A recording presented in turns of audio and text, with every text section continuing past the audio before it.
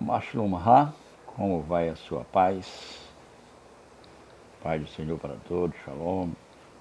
Chamo aqui de volta, para fazer um vídeo a respeito da ceia.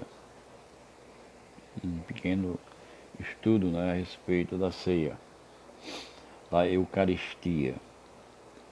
Quando foi iniciada, como se fazia, como se faz hoje, como é que era feita, e aonde nós encontramos esse costume. Bom, foi encontrado um documento do século I chamado de Didaquê. Esse documento ele trata não só da ceia, mas ele é uma doutrina, conhecido como a doutrina dos apóstolos. Ele é dividido em 10 capítulos, e eu quero ler aqui o capítulo de número 9, que trata sobre a ceia, ou Eucaristia. Aí, se eu falando aqui Eucaristia, o irmão pode dizer, Eucaristia é coisa de católico e tal. Mas Eucaristia é a tradução do grego, aliás, do hebraico, para o grego, de Kiddush. O que é o Kiddush? O Kiddush é um começo cerimonial que se faz em todas as festas judaicas. O judeu tem o costume de praticar o Kiddush, celebração do pão e do vinho. Há uma bênção sobre o pão e o vinho, e ali eles participam, e depois participa-se da festa, ou do jantar, ou de uma coisa comemorativa. Então, a ceia não é um comer normal. A ceia, ela é uma coisa que é, vamos dizer, uma celebração que se faz, em memória, hoje se faz em memória da morte e ressurreição de nosso Senhor e Salvador Jesus Cristo. Então, a doutrina dos apóstolos diz o seguinte no capítulo 9, versículo 1: celebrai a Eucaristia assim. Diga primeiro sobre o cálice. Nós te agradecemos, Pai nosso, por causa da santa vinha do teu servo Davi, que nos revelaste através do teu servo Jesus, a ti a glória para sempre. Depois diga sobre o pão partido. Nós te agradecemos, Pai nosso, por causa da vida, do conhecimento que nos revelaste através do teu servo Jesus, a ti glória para sempre. Da mesma forma como este pão partido havia sido semeado sobre as colinas e depois foi recolhido para se tornar assim também seja reunida a tua igreja desde os fins da terra no teu reino, porque teu é o poder e a glória por Jesus Cristo para sempre. Que ninguém coma nem beba da Eucaristia sem antes ter sido batizado em nome do Senhor. Pois sobre isto o Senhor disse: não dei as coisas santas aos cães. Isso aqui ensina a doutrina dos apóstolos, um documento encontrado no século XVIII. Mas antes de Jesus instituir a Eucaristia, a ceia, porque ele estava participando ali do Seder de Pessa, um jantar da Páscoa, e numa ocasião oportuna ele instituiu a Eucaristia, a ceia, nós chamamos ceia do Senhor, outros chamam a Santa Ceia. Mas nós encontramos relatos bíblicos que eram feitos esse tipo de comida, em determinadas ocasiões, aonde se comia na presença de Deus. Não é uma comida para se matar a fome, mas é uma coisa santa. Nós vejamos aqui no Shemot, eu já estou aqui em Shemot, deixa eu voltar aqui para Bereshit. Eu quero aqui em Bereshit, Bereshit, que é Gênesis capítulo 14, o versículo 18, diz o seguinte: Malquisedeque, rei de Chalém, trouxe pão e vinho. Ele era Cohen de El Elyon, Deus Altíssimo. E ele abençoou com essas palavras: Bendito seja Avraham por El Elyon, Criador do céu e da terra, e bendito seja El Elyon, que lhe entregou seus inimigos. Avraham deu-lhe o 10º de tudo, de todas as suas posses. Então Melquisedeque, ele era, Melquisedeque, essa palavra não é nome de uma pessoa, é um título. Ele era rei, né, de uma cidade ou de um país, né, e era sacerdote. E ele tinha autoridade. Esse Melquisedeque, ele vem da linhagem de Sete, né? Você vê a bênção que Noé dá aos filhos, né? E diz que Sete viverá nas tendas de Sem, ou seja, ele aprenderá, né? E antes da Torá escrita, ela já existia. Como assim, irmão? Porque Noé sabia quais os animais que eram puros e quais os animais impuros. Não existia Torá. A Torá foi dada lá no deserto. E por que a Torá foi dada no deserto? Para não dizer que ela pertence a determinada nação. Então ela foi entregue no deserto, ela é para todos. E tudo que aquilo que está na Torá, antes de Moisés, é para todo mundo. Então aqui há uma reunião, né? Quando Abraão vem voltando de combater aqueles reis, há uma reunião e esse sacerdote, ele vai comer na presença de Deus com Abraão e veja os elementos, pão e vinho, e ele abençoa Abraão. Então ele tem autoridade porque ele abençoa, só abençoa aquele que tem autoridade. E aí ali ele passa o sacerdócio, segundo a ordem de Melquisedeque, para Abraão. Então surge depois os levitas. Mas nós encontramos também no livro de Shemot, no capítulo 18, tá? Deixa eu ver, no versículo de número 7, vou ler a partir do versículo número 7, Moisés, ele vem para a casa de Jetro, Itro, né, que é sacerdote de Midian, sacerdote pagão, casa-se com a filha dele. Deus chama ele novamente, ele volta ao Egito, deixa Zípora em determinado ponto, Zípora volta para casa com seus filhos e ele segue a missão que Deus mandou ele cumprir. Mas quando chega nesse ponto aqui, Itro, sogro de Moisés, vai se encontrar com ele, levando a sua mulher e seus filhos. Veja o que diz o versículo 7. Moshe saiu ao encontro do seu sogro, prostrou-se e o beijou. Depois perguntarem como estava. Entraram na tenda. Beijou e depois perguntaram como estavam, é esse Mashlom Ha. Até hoje em Israel, quando você vai cumprimentar alguém, você fala Mashlom Ha, ou como vai a sua paz, como está a sua paz. Entraram na tenda. Versículo 8. Moshe contou a seu sogro tudo o que Adonai fizera ao faraó e aos egípcios por causa de Israel. Todas as dificuldades sofridas por ele enquanto viajavam e como Adonai o salvara.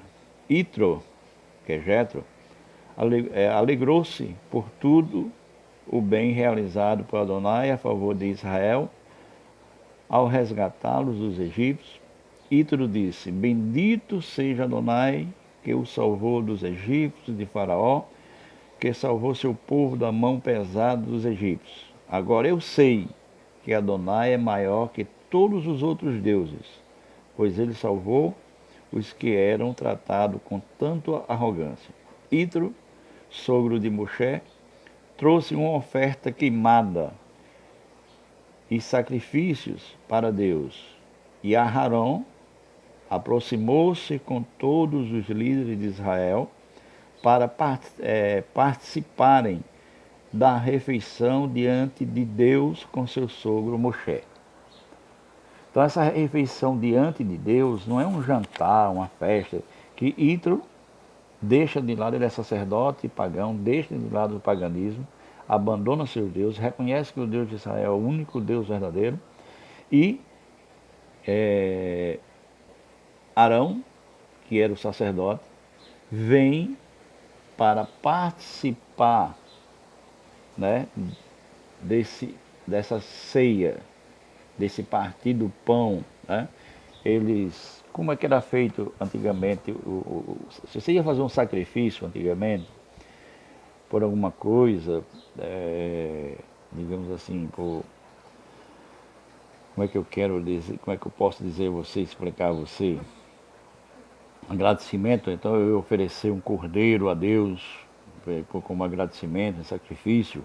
Eu levava o cordeiro, o sacerdote degolava ali, colocava o sangue lá, né? E pegava a carne e colocava na grelha para queimar. Era uma grelha mesmo, para queimar, era churrasco mesmo. E depois eles comiam. Eles ofereciam a Deus e depois eles comiam. Então esse comer aqui de Ítero com Arão, né? Arão já era o sacerdote, já tinha autoridade.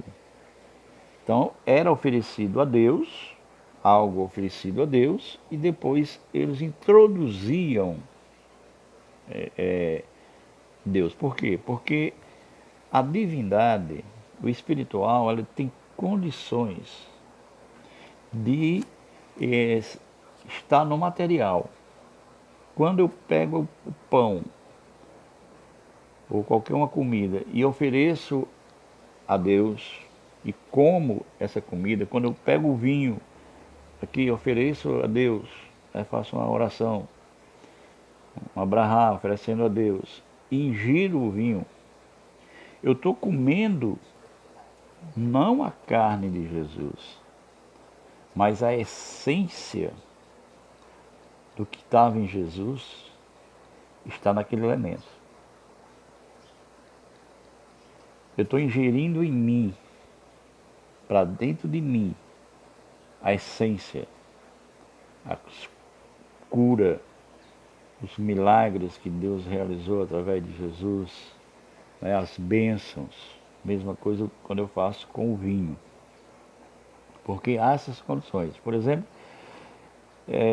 há tanto isso que a Bíblia se preocupa muito e nos adverte várias vezes que não comamos nada oferecido a ídolos.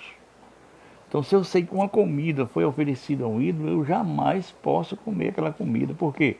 Porque se eu comer, eu estou internalizando aquele ídolo, a essência daquele ídolo.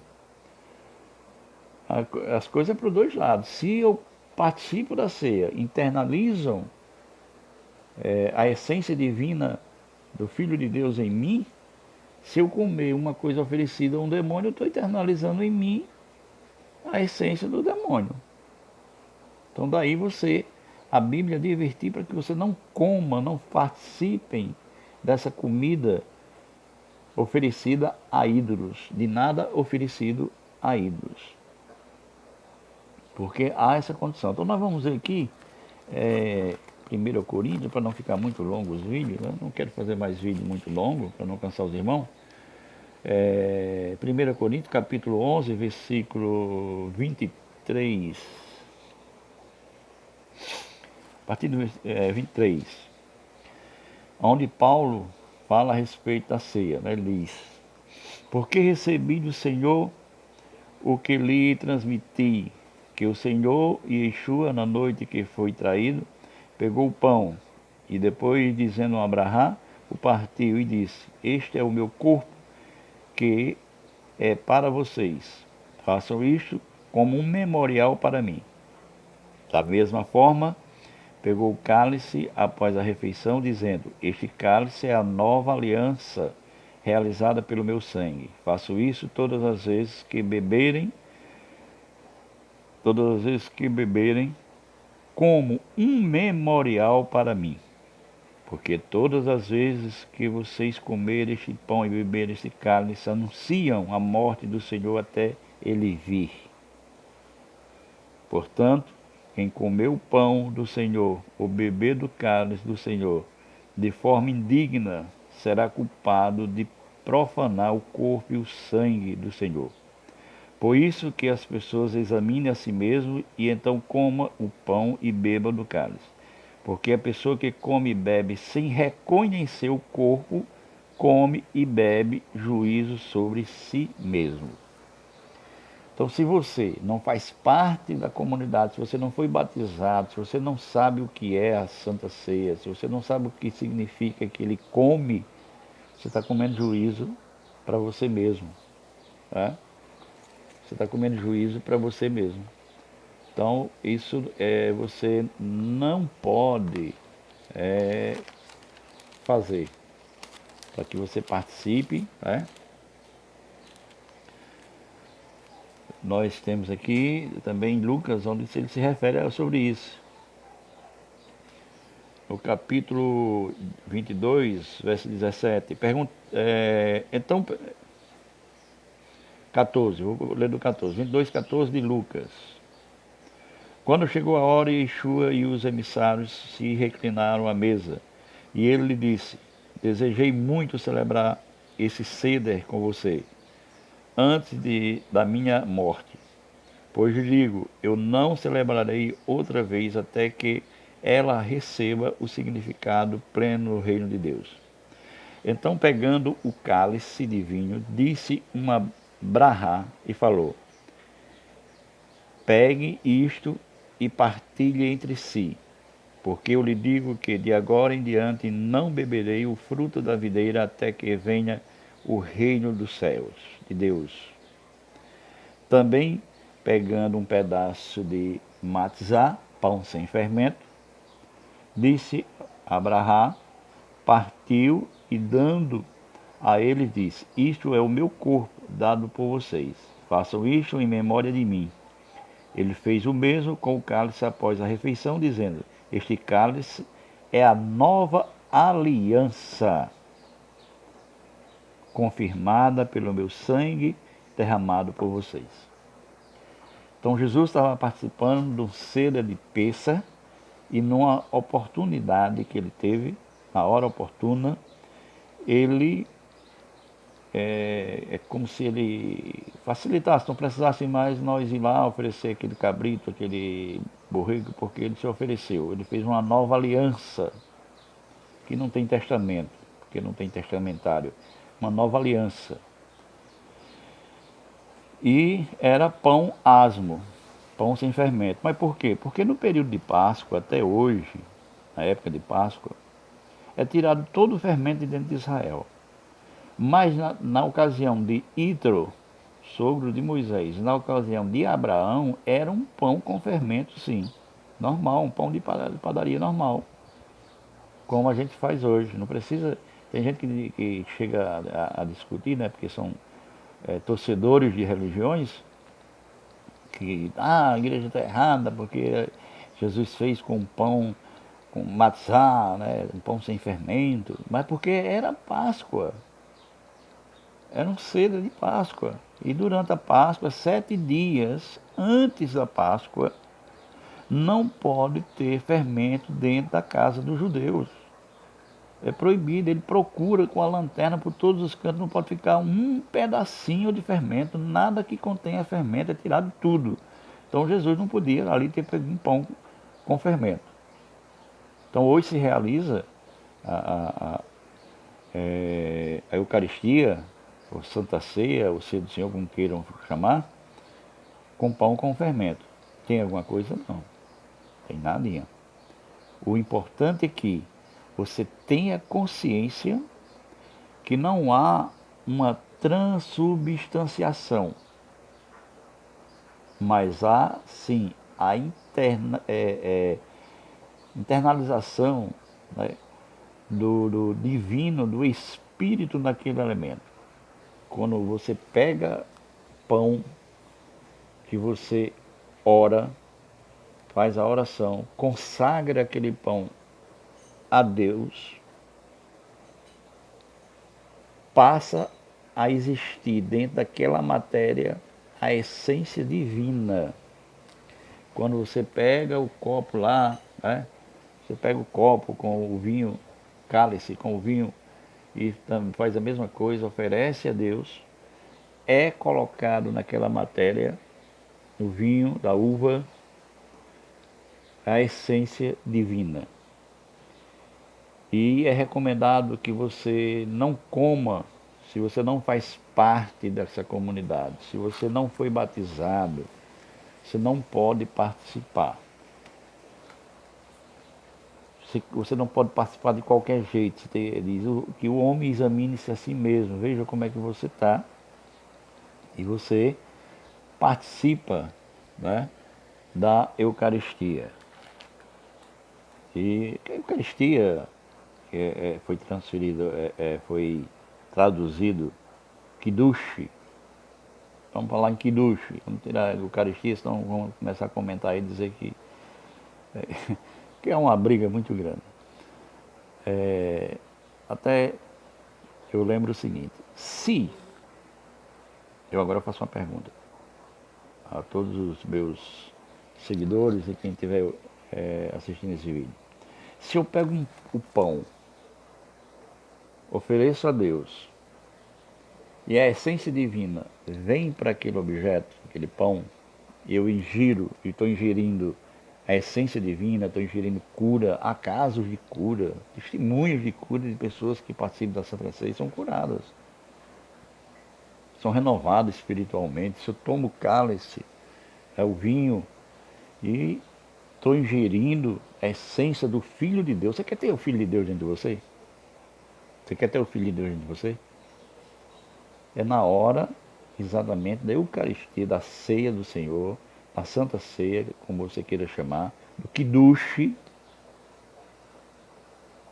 você passa a internalizar o Filho de Deus dentro de você. É bem interessante, né? E a pergunta que eu ia fazer, eu vou só prolongar um pouquinho. Quando Deus fez o homem, onde é que está o Espírito de Deus dentro do homem? Onde é que está o Espírito de Deus dentro do homem? É no coração? É na mente? Aonde é que está? Quando Deus sopra, faz o homem de barro e sopra na narina do homem. Quando o homem inspira, passa a ser alma vivente. Quando eu inspiro o ar, ele vai para onde? Os pulmões. Chegando nos pulmões, os alvéolos, faz a troca do gás carbônico pelo oxigênio, e o oxigênio vai para onde? Para o sangue. Daí a Bíblia advertir para você não comer sangue, porque a vida está no sangue, a alma, nefesh, a alma está no sangue. Porque essa palavra espírito não existe no hebraico. Essa palavra espírito no hebraico é sopro, né? Ruach HaKodesh, o sopro divino, né? O sopro de Deus, o sopro santo, um sopro, é um vento. Então quando Deus soprou no homem, ele entrou ali. Então a pergunta que eu quero fazer é o seguinte, vai ficar no ar para vocês. Se eu pego o pão na ceia, faço a oração, ofereço esse pão ao Eterno, consagro esse pão ao Eterno, e a essência do Eterno passa a participar do pão, se eu pegar um copo com água e fizer a mesma coisa, a essência do Eterno vai estar na água? Vai. Se pessoas de religiões diferentes pega uma comida, como é, você já sabe, a gente vê aí, encruzilhada, alguidar, não sei o que, com comida, com isso, aquilo, sei lá, é uma comida aí qualquer, e oferece a um ídolo, a essência desse ídolo não vai botar na comida? Vai. Se você comer, a essência não vai entrar em você? Vai. Então, se eu pegar um copo com água e consagrar ela a Deus, e alguém tomar, está tomando a essência divina. Isso se eu tiver autoridade para fazer. Né? Tá tomando a essência divina. Então, que Deus abençoe a cada um de vocês. Agora, com 25 minutos o vídeo. Deus abençoe a cada um de vocês. Deus venha fazer com que você prospere, abrir porta de emprego para aqueles que estão desempregados. Eu peço a Deus que nesse momento, aquele que está desempregado, procurando um emprego, que o Senhor abra a porta de emprego, traga saúde, traga bênção, paz para o seu lar, para a sua família. Deus o livre, né, de acidente automobilístico, de bala perdida, de envergonhamento, do homem mau, do homem sanguinário, do assaltante, do salteador, e que Deus vos abençoe em nome de Jesus Cristo, seu Filho, que vive e reina para todo sempre. Amém. Que a paz do Senhor reine sobre o seu lar.